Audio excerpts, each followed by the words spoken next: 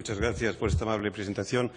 Yo quisiera, en primer lugar, agradecer a los organizadores la invitación que me han cursado para participar en estas jornadas y, por supuesto, también agradecerles a todos ustedes su presencia hoy aquí, sobre todo a aquellos colegas, veo bastantes, que ya han oído esta ponencia 2 o 3 veces. Esto técnicamente se llama contumacia, ¿no? Reiteración en el error, y yo agradezco esta contumacia. Hay más de 2 o 3, no crean. Asistieron al estreno y a la reiteración. Bien, atendiendo al título de mi ponencia, la voluntad transformadora del Estatuto de Autonomía de Cataluña, al título de esta sesión de la sesión de esta mañana, los estatutos de segunda generación, y a la primera parte del título que preside estas jornadas, la evolución del Estado autonómico, yo entiendo que los organizadores piden de mí que exponga mi opinión personalísima sobre la contribución del Estatuto catalán de 2006 a la evolución del Estado autonómico. Naturalmente, en este planteamiento que se hace incluso en el programa, yo creo que hay varios implícitos que convendrá ir aclarando a lo largo de mi exposición. Deberá distinguirse, por ejemplo, la voluntad transformadora en potencia y en acto. Una cosa es lo que se pretendió y otra cosa es lo que realmente al final se consiguió. Y deberá precisarse, por ejemplo, también si realmente el Estatuto de Cataluña es un estatuto de segunda generación. Porque puede darse el caso de que el impulso transformador del Estatuto de Cataluña haya aprovechado más a algunas otras comunidades autónomas que incluso a Cataluña, en el sentido de la transformación que ha supuesto este estatuto, ¿no? Abordaremos esta cuestión, ¿no? De si es realmente un estatuto de segunda generación, aunque yo creo que quizá deberíamos replantearnos un poco la academia, ¿no?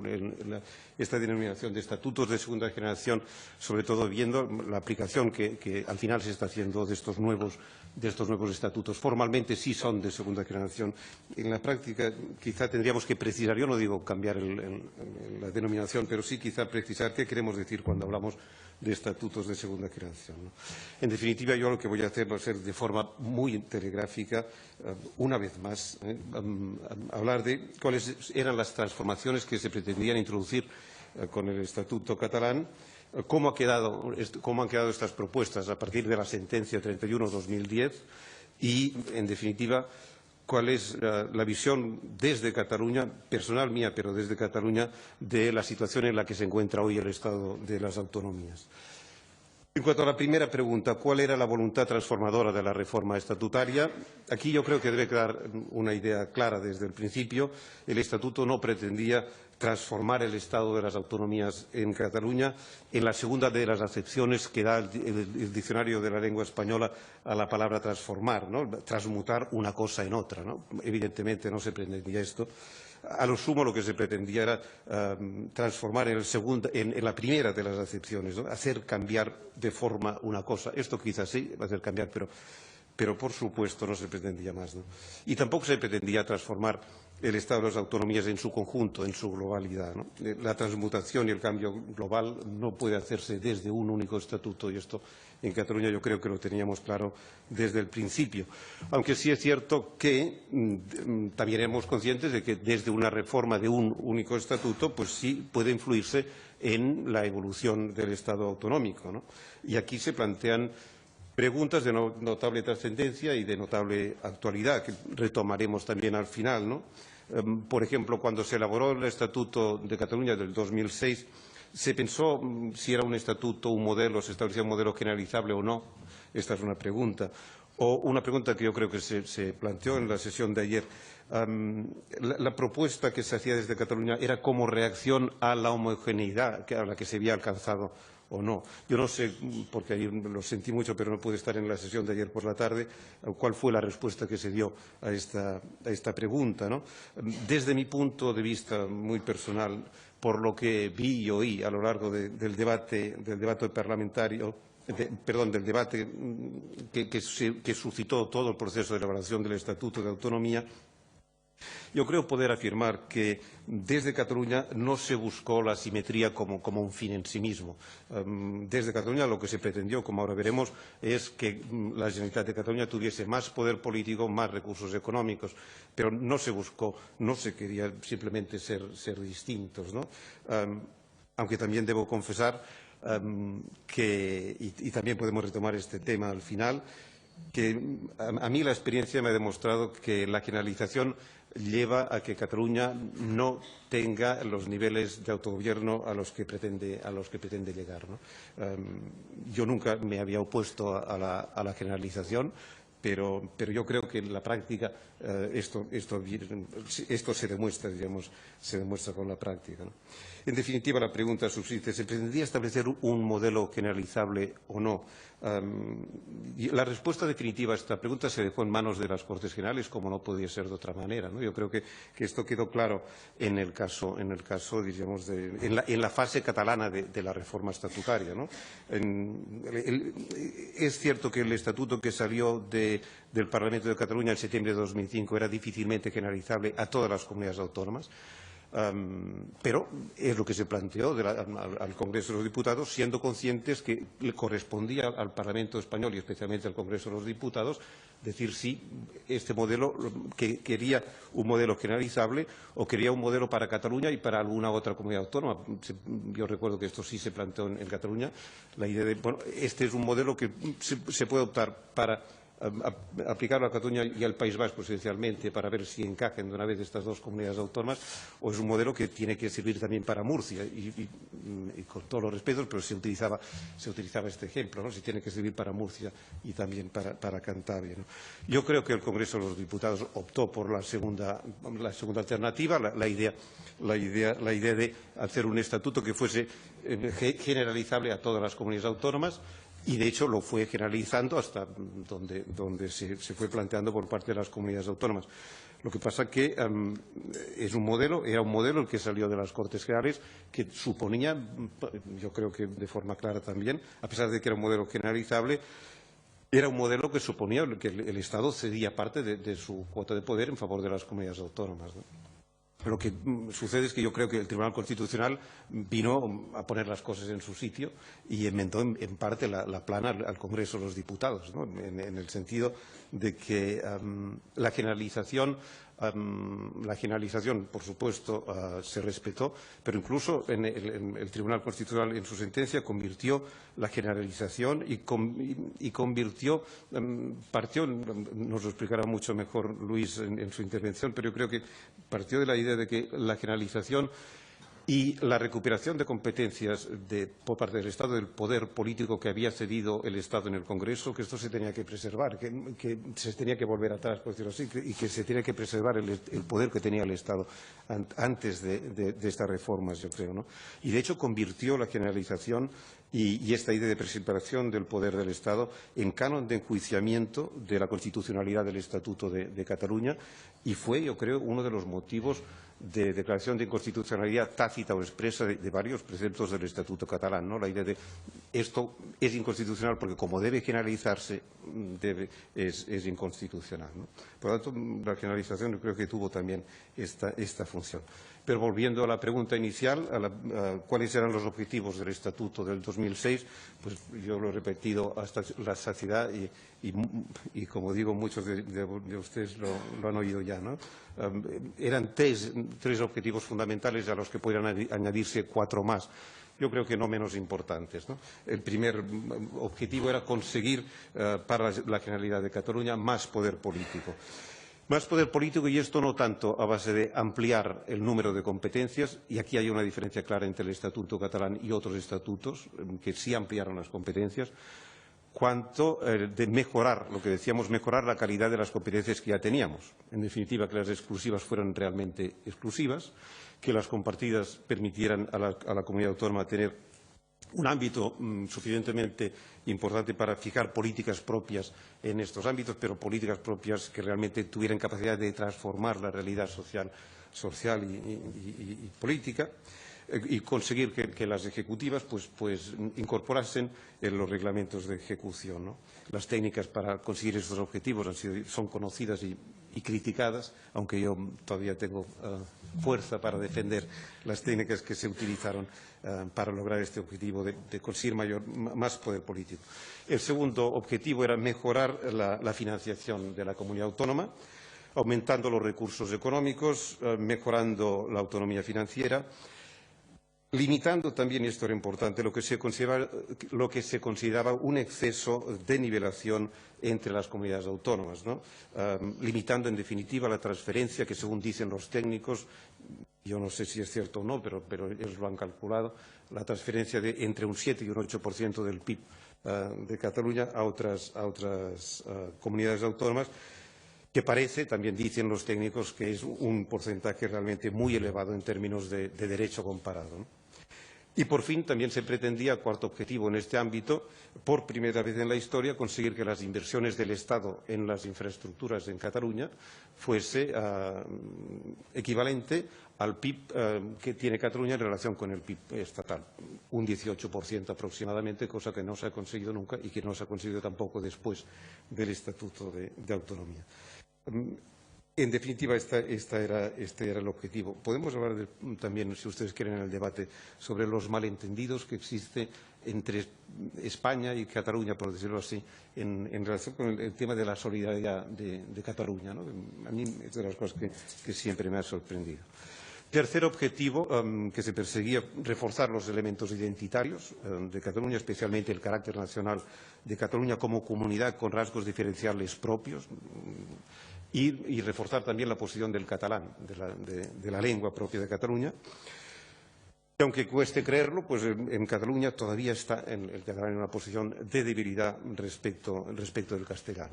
Aquí, me voy retrasando ya un poco, aquí, por supuesto, también podemos hablar después del siempre difícil equilibrio que existe entre la protección de los derechos lingüísticos de todos los ciudadanos y la protección de las lenguas, ¿no? Que al final, en gran medida, es un juego de suma cero, pero es un juego de suma cero porque si tú refuerzas los derechos lingüísticos de las personas, a veces desproteges una lengua, es un juego de suma cero en el que normalmente los jugadores hacen trampas y el árbitro pues muchas veces no afina tampoco a la hora de resolver estos conflictos del juego de suma cero, ¿no? Junto a estos tres grandes objetivos, pues habían, como les decía antes, cuatro objetivos no menos importantes. En primer lugar, establecer los derechos y principios rectores que deben regir el ejercicio de las competencias potentes, por supuesto, de las comunidades autónomas. Yo creo que esto era perfectamente lícito si reconocemos que las comunidades autónomas son comunidades políticas con amplios poderes, ¿no? En segundo lugar, acercar al máximo el Poder Judicial a la comunidad autónoma, sabiendo, por supuesto, en Cataluña se sabía y continúa sabiéndose que el Poder Judicial en España es único. En tercer lugar, reforzar la participación de las comunidades autónomas en los organismos y en los procesos de toma de decisión del Estado que afectan directamente a competencias autonómicas. Y, por último, mejoras también institucionales, consideradas en Cataluña como de menor importancia, como por ejemplo la introducción del decreto ley, etcétera, etcétera. Este era, en definitiva, dicho de una forma muy somera, los objetivos que se perseguían entiendo yo, con la reforma del Estatuto de 2006, ¿no? La siguiente pregunta que tenemos que intentar despejar es ¿cuál es la incidencia, qué incidencia tuvo la sentencia del 31/2010 en estas pretendidas transformaciones, en definitiva, hasta qué punto estos objetivos se han cumplido, ¿no? Aquí, mi opinión, pues ya lo he expuesto en algún artículo, y la voy a resumir mucho, por supuesto, ¿no? Yo creo que la sentencia dejó el edificio del Estatuto en pie, pero eliminó la vida que había dentro, por decirlo así. Ayer, comentando con alguien, poníamos el ejemplo de la bomba, me parece, de neutrones, ¿no? Que deja los edificios intactos. Pero yo creo que hasta cierto punto en la sentencia, con precisión, yo he dicho algunas veces, con precisión de relojero, fue desactivando casi en su totalidad la eficacia práctica de la inmensa mayoría de las novedades que había introducido el Estatuto de Autonomía y que permitían, yo entiendo, mejorar el nivel de autogobierno en el sentido que yo antes apuntaba, ¿no? En definitiva, las competencias exclusivas continúan siendo lo que la sentencia denomina expresamente competencias con exclusividad impropia, ¿no? Que es una manera, yo entiendo, de decir que no son propiamente exclusivas en el sentido fuerte que pretendía darle el Estatuto de Autonomía. No tanto por el tema de la distinción que hace, que yo hasta cierto punto comparto, entre materias y submaterias. Yo creo que Paco está un poco en esta línea. Y no tanto por esto, porque al final aquí acabaríamos haciendo un debate terminológico, que son los más aburridos y los menos provechosos que existen, ¿no? Ver si es una materia, una submateria. Usted me dice que se queda toda la materia, pero yo le doy una submateria. Al final acabaríamos haciendo un debate terminológico. No, yo creo que convierte las exclusivas en exclusivas impropias y, por tanto, en no exclusivas, a mi modo de ver, en la medida en que,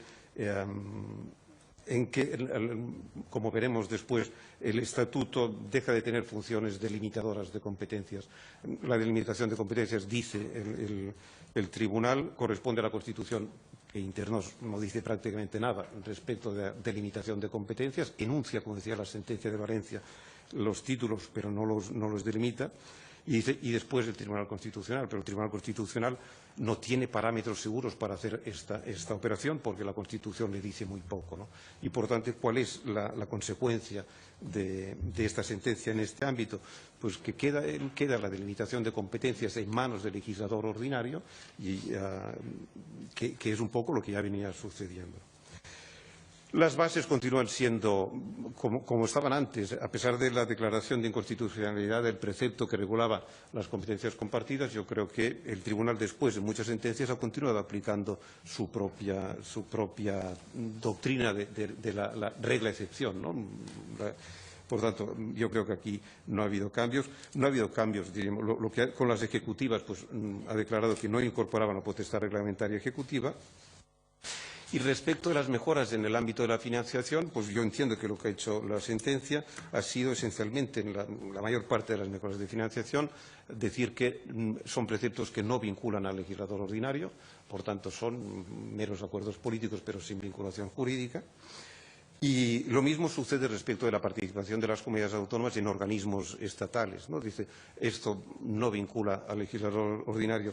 Aquí sí da un paso atrás la sentencia respecto de lo que existía, yo creo que pacíficamente hasta este momento, porque dice, y además las comunidades autónomas no pueden tener representantes o no pueden nombrar o participar en el nombramiento de los órganos de dirección de estos organismos estatales.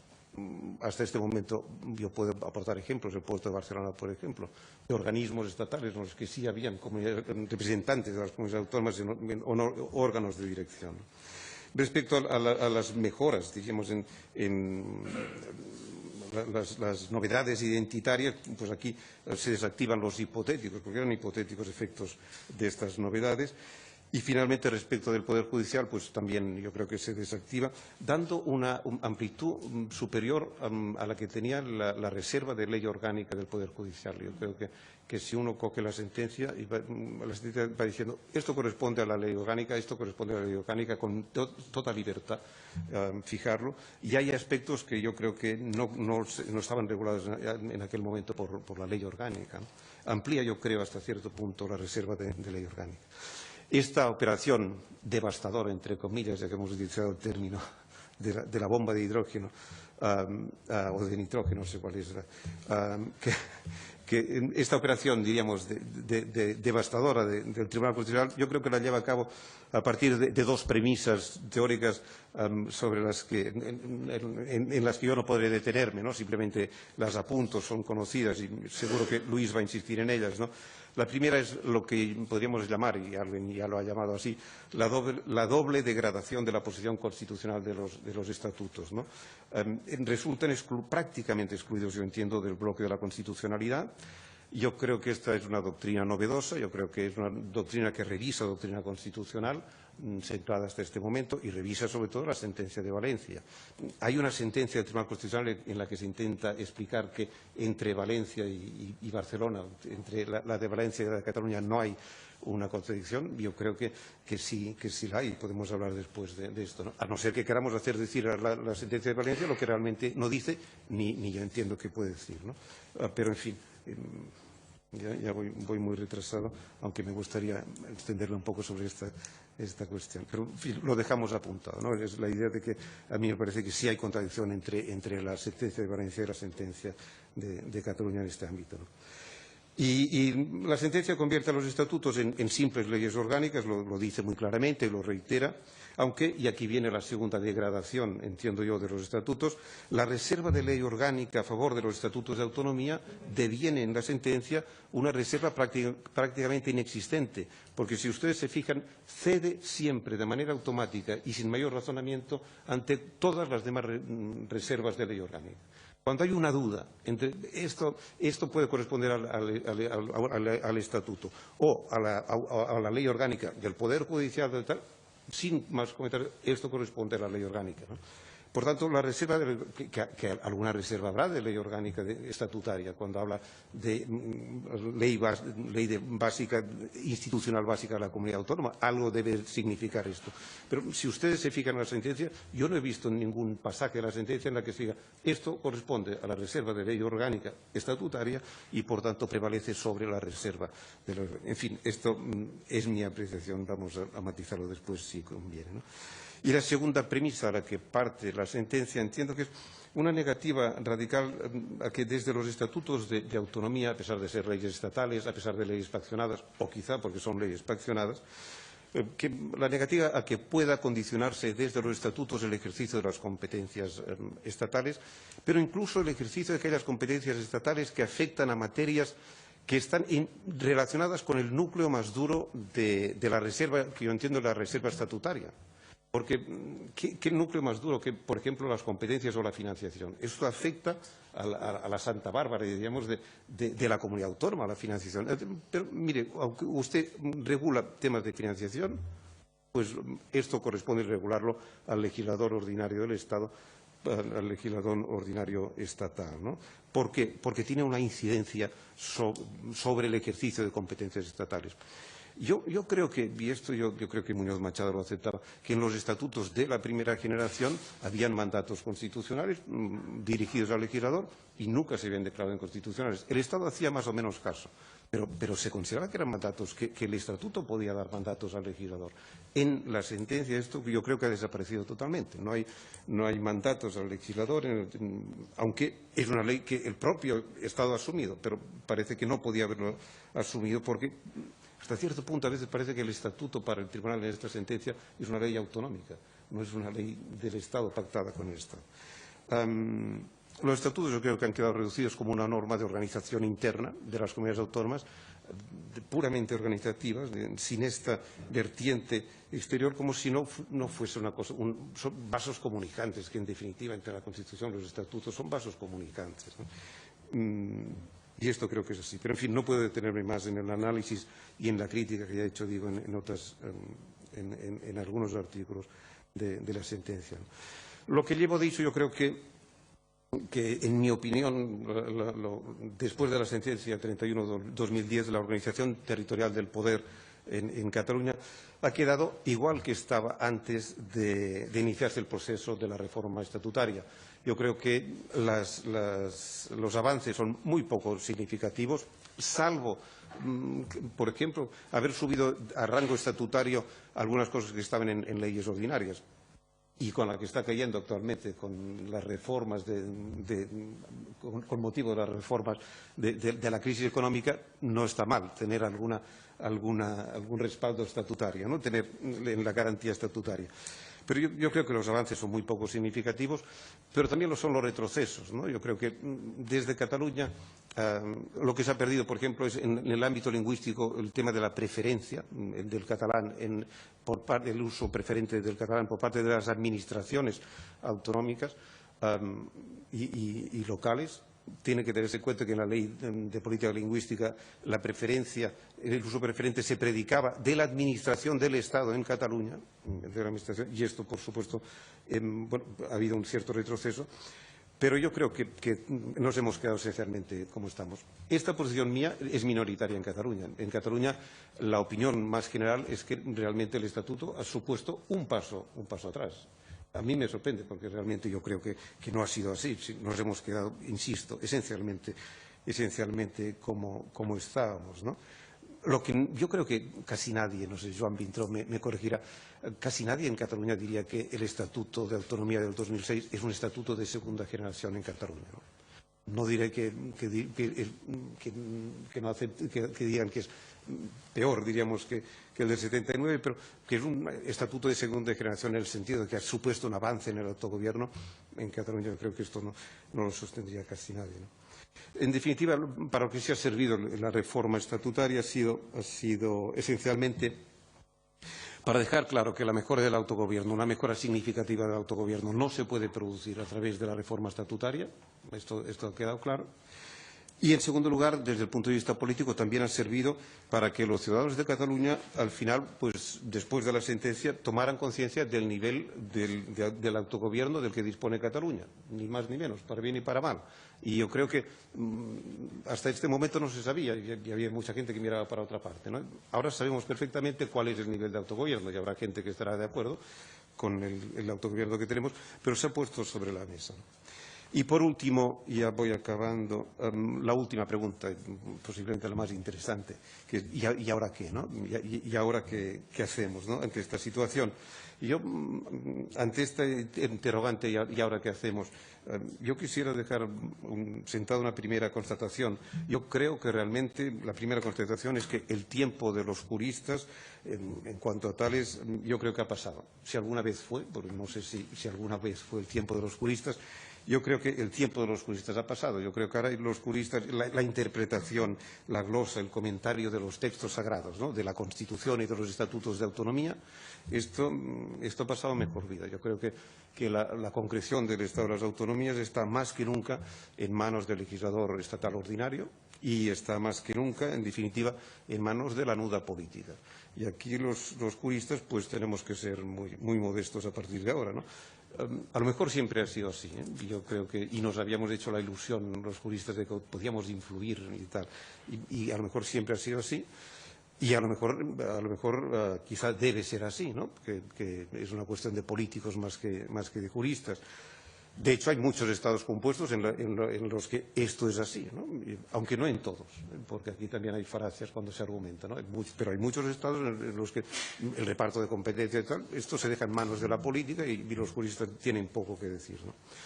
Por tanto, la respuesta al interrogante de ¿y ahora qué hacemos? Pues deberíamos darla, y yo lo que voy a hacer a partir de ahora es en términos esencialmente políticos, ¿no?, sin escudarnos en planteamientos de tipo dogmático, ¿no?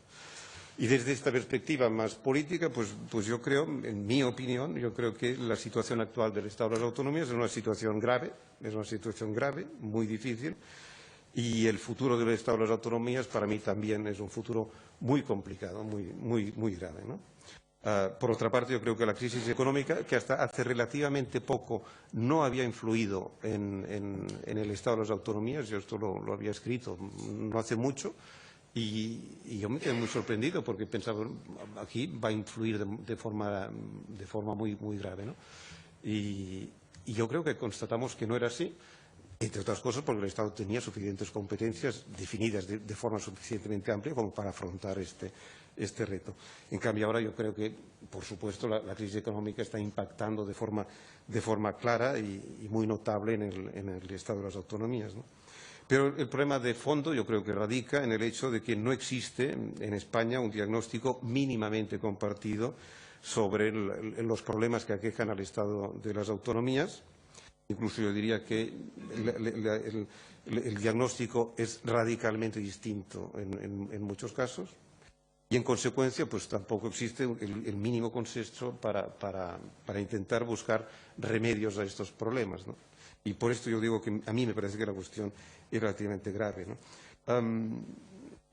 Mientras desde determinados sectores políticos, mediáticos, empresariales, sociales, incluso académicos, se está diciendo que el Estado pues no tiene suficientes poderes todavía para poder garantizar la unidad política, la unidad económica, etcétera, etcétera, desde otras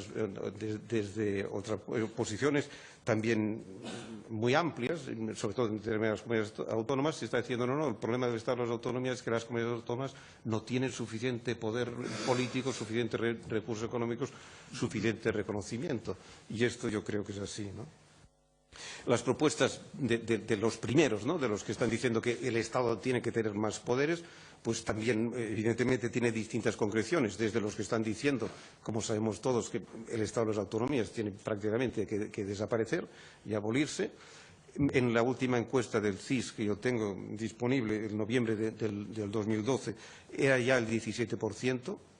Por tanto, en 2 años ha subido un 5%, pero desde noviembre aquí yo creo que habrá subido ya este 17%. Yo creo que estaremos ya sobre el 20% de los encuestados que están diciendo que el Estado de las autonomías tendría que desaparecer.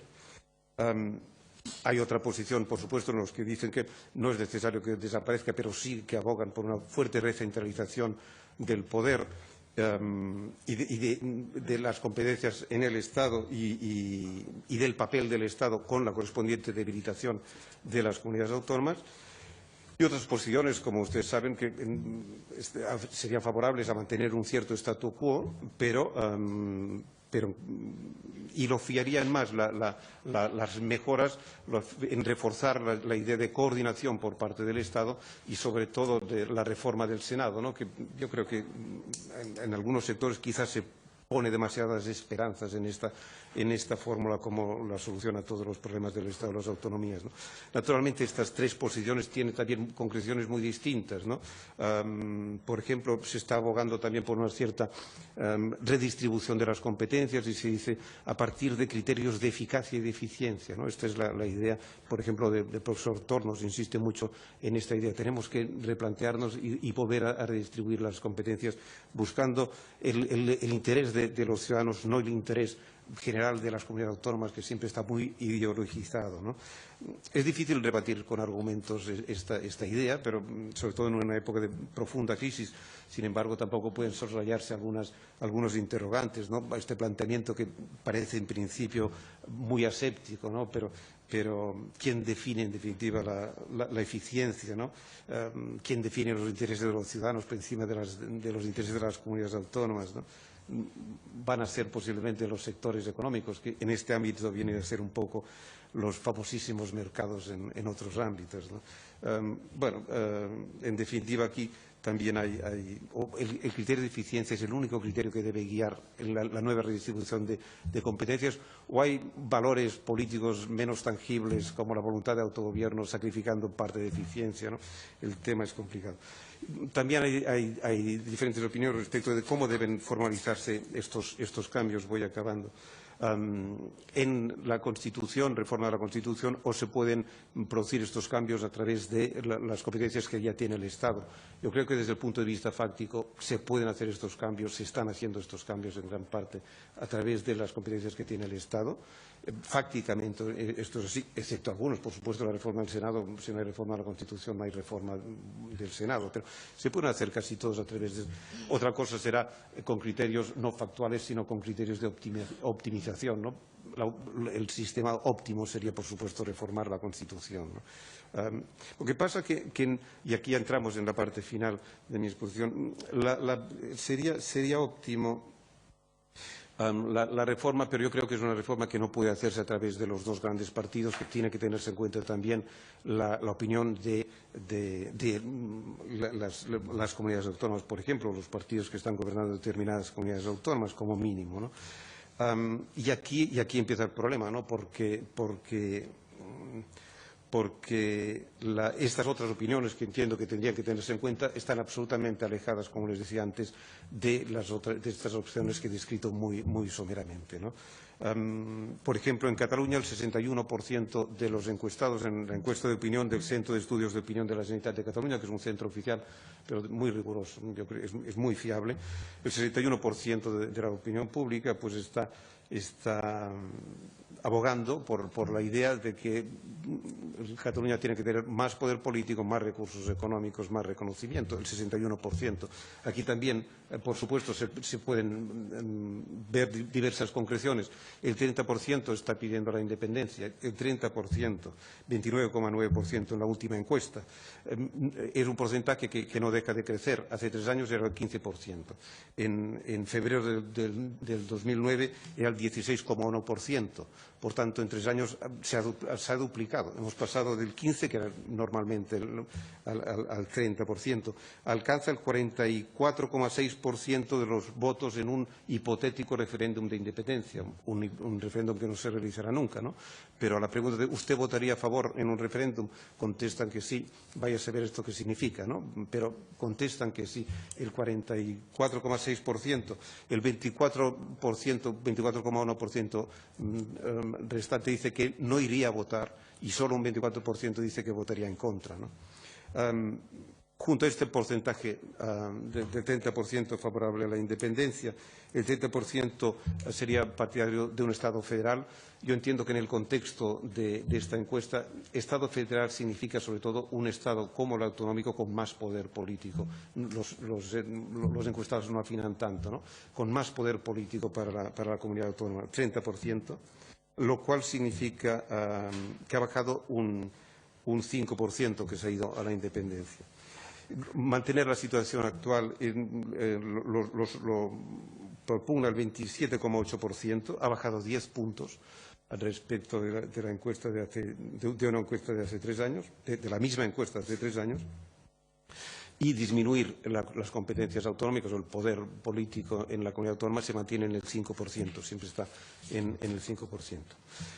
En definitiva, como les decía, a mi modo de ver, las posiciones están enormemente polarizadas y también entre las comunidades autónomas, porque la polarización se produce entre comunidades autónomas, ¿no?